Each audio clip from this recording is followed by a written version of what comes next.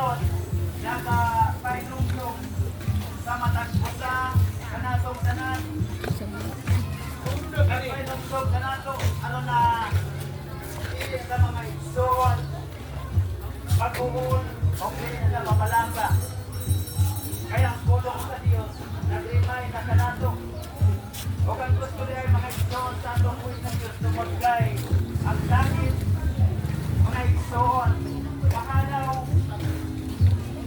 uban sa kusog na linamunog o kang mga butang kung sila o kumaog daw o kang yun na mahanaw uban sa tanan nga natin ang gusto mga igsoon sa Diyos nga iyan nato i-focus i-sentro mga igsoon ang atong kaugbaon ang atong una-una ang atong kasing-kasing diya kaniya.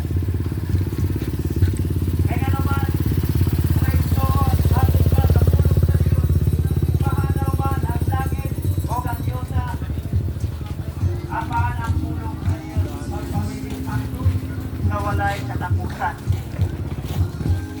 Kaya na igsoon gusto sa atong abuhin na Diyos. Ngayon atak na karon